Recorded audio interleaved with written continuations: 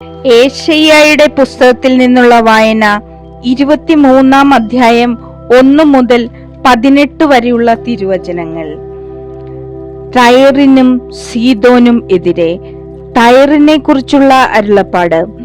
താർശീഷിലെ കപ്പലുകളെ വിലപിക്കുവിൻ. ഭവനമോ തുറമുഖമോ അവശേഷിക്കാതെ tyre ശൂന്യമായിരിക്കുന്നു. Cyprus ദേശത്തു നിന്ന് അവർ ഇത് അറിഞ്ഞു. തീരദേശവാസികളെ, കടൽ കടന്ന് കച്ചവടം നടത്തുന്ന സീദോൻ വർത്തകരെ, നിശബ്ദരായിരിക്കുവിൻ. ഷീഹോറിലെ ധാന്യങ്ങൾ നൈൽ തടത്തിലെ വിളവ് ആയിരുന്നു അവരുടെ വരുമാനം. നിങ്ങൾ അതുകൊണ്ട് ജനതകളുടെ ഇടയിൽ വ്യാപാരം ചെയ്തു പോന്നു.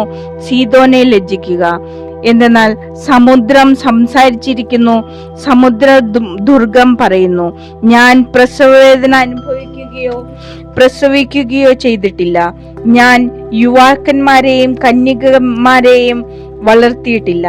ടയറിനെ കുറിച്ചുള്ള ഈ വാർത്ത കേട്ട് ഈജിപ്ത് കഠിന ദുഃഖത്തിലാകും. തീരദേശവാസികളെ, താർശീഷിലേക്ക് കടന്നു വിലപിക്കുവിൻ. ഇതാണോ പണ്ടേ സ്ഥാപിതമായ ആഹ്ലാദപൂർണമായ നിങ്ങളുടെ നഗരം? ഇതാണോ വിദൂരങ്ങളിൽ ചെന്ന താവളങ്ങൾ ഉറപ്പിച്ച നഗരം? രാജാക്കന്മാരെ വാഴിച്ചിരുന്ന ടയറിന്റെ മേൽ ഭൂമിയിലെങ്ങും ആദരണീയരായ വാർത്ത പ്രഭുക്കന്മാർ ഉണ്ടായിരുന്ന ടയറിന്റെ മേൽ ആരാണ് ഈ അനർത്ഥം വരുത്തിയത്? ഭൂമിയിലെ സർവമഹത്വത്തിന്റെയും അഹങ്കാരത്തെ നിന്ദിക്കുവാൻ, ഭൂമിയിലെ മഹാന്മാരെ അവമാനിതരാക്കാൻ സൈന്യങ്ങളുടെ കർത്താവാണ് ഇത് ചെയ്തത്. താർശീഷിന്റെ പുത്രി, നൈൽ തടത്തിൽ എന്ന പോലെ നീ കൃഷി ഇറക്കുക. തുറമുഖങ്ങൾ നശിച്ചുപോയി. അവിടുന്ന് സമുദ്രത്തിന്റെ മേൽ കരം നീട്ടി, രാജ്യങ്ങളെ വിറപ്പിച്ചു. കാനായിലെ ശക്തി ദുർഗങ്ങളെ നശിപ്പിക്കാൻ കർത്താവ് കൽപ്പന നൽകി. അവിടുന്ന് അരുളി ചെയ്തു, മർദ്ദിതയായ സീദോൻ കന്യകേ, നിന്റെ ആഹ്ലാദം അവസാനിച്ചു. എഴുന്നേറ്റ് സൈപ്രസിലേക്ക് പോവുക. അവിടെയും നിനക്ക് ആശ്വാസം ലഭിക്കുകയില്ല. കൽദായരുടെ ദേശം കണ്ടാലും ഇതാണ് ആ ജനത. ഇത് അസീറിയ ആയിരുന്നില്ല. അവർ ടയറിനെ വന്യമൃഗങ്ങൾക്ക് വിട്ടുകൊടുത്തു. അവർ അവിടെ ഉപരോധ ഗോപുരങ്ങൾ പടുത്തുയർത്തുകയും അവളുടെ കൊട്ടാരങ്ങൾ ഇടിച്ചു തകർക്കുകയും ചെയ്തു. അവർ അവളെ നാശകൂമ്പാരമാക്കി. താർശീഷിലെ കപ്പലുകളെ വിലപിക്കുവിൻ. നിങ്ങളുടെ ശക്തി ദുർഗം ശൂന്യമായിരിക്കുന്നു. ഒരു രാജാവിന്റെ ജീവിതകാലമായ 70 വർഷത്തേക്ക് ടയർ വിസ്മരിക്കപ്പെടും.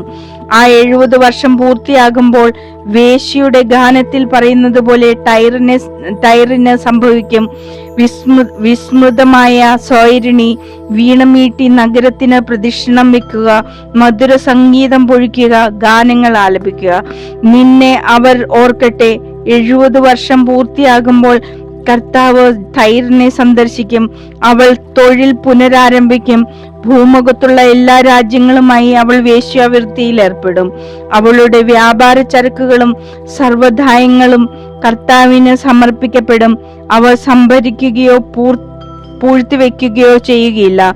എന്നാൽ അവളുടെ വ്യാപാര ചരക്കുകൾ കർത്താവിന്റെ മുൻപിൽ വ്യാപരിക്കുന്നവർക്ക് സമൃദ്ധമായ ഭക്ഷണവും മോടിയുള്ള വസ്ത്രവുമായി ഭവിക്കും.